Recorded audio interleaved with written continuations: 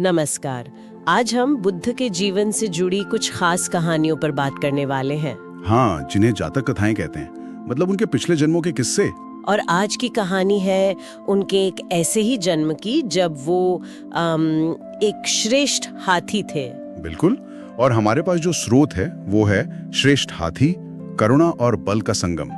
तो इस कहानी का जो केंद्रीय भाव है वो क्या है? देखिए, बात यह है कि असली ताकत सिर्फ शारीरिक बल में नहीं होती। अच्छा। हाँ, बल्कि करुणा और सहनशीलता में होती है। कहानी की शुरुआत में एक लाइन है, क्या? शक्ति का अर्थ हमेशा युद्ध नहीं होता। जब सबसे शक्तिशाली प्राणी भी करुणा से जीवन जीता है, तभी वो बोधिसत्व कहलाता है। ये तो सोचने वाली बात है। बिल्कुल अलग नजरिया है ना?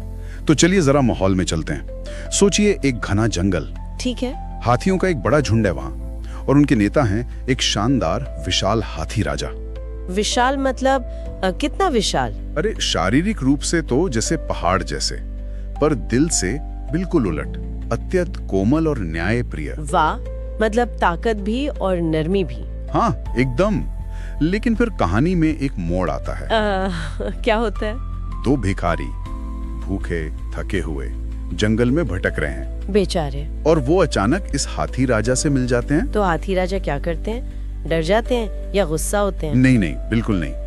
वो उन्हें देखते हैं और उन पर दया आती है।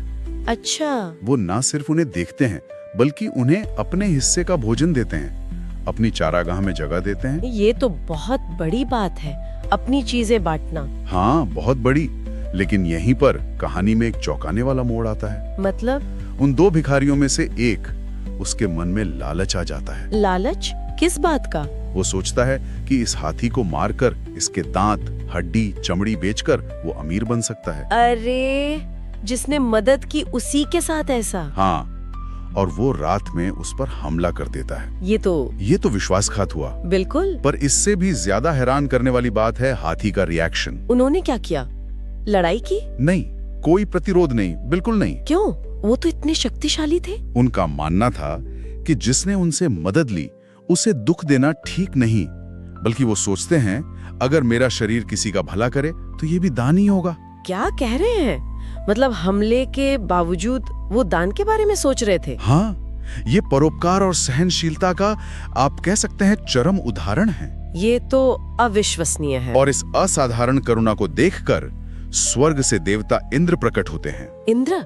वो क्यों आते हैं? वो हाथी के इस काम की बहुत प्रशंसा करते हैं। वो पहचानते हैं कि ये कोई साधारण हाथी नहीं, ये बोधिसत्व हैं। बोधिसत्व मतलब ऐसा प्राणी जो ज्ञान प्राप्ति के मार्ग पर है और दूसरों की भलाई के लिए शायद खुद के निर्माण को भी कुछ देर रोक दे। अच्छा। इंद्र कहते हैं, बोधिसत्व, तुमने तो दया की सीमा ही बदल दी। फिर वो उनके घावों को ठीक करते हैं और उन्हें ज्ञान का वरदान देते हैं। तो इस पूरी कहानी से हम क्या सीख सकते हैं? मतलब मुख्य सीख क्या है? देखिए, मुख्य सीख ये है कि सच्ची शक्ति, असली और टिकाऊ शक्ति वो है जो सहनशीलता और करुणा के साथ संतुलित हो। हाँ, ये बात कितनी जरूरी है। सही शक्ति वही है जो सहिष्णुता और दया के साथ हो। बिल्कुल। और ये बुद्ध के उस मूल संदेश से भी जुड़ता है जो उनकी कई कहानियों में मिलता है। कौन सा संदेश? कि करुणा में बल छुपा होता है और बल में करुणा का मार्ग होना चाहिए। ये सिर्फ एक कहानी नहीं है, ये एक गहरा दार्शनिक सिद्धांत है, शक्ति का सही इस्तेमाल कैसे हो। और जरा सोचिए, ये विचार आज के जमाने में कितना प्रासंगिक है। हाँ बिल्कुल। वो लाइन याद है, जिस दिन शक्तिशाली भी दया से चलता है उस दिन समाज में क्रांति होती है। हाँ, ये तो आज के नेताओं, आज की व्यवस्थाओं के लिए सीधी चुनौती है, जहाँ अक्सर ताकत का मतलब सिर्फ दबदबा समझा जाता है। सही कहा। ये कहानी हमें सोचने पर मजबूर करती है।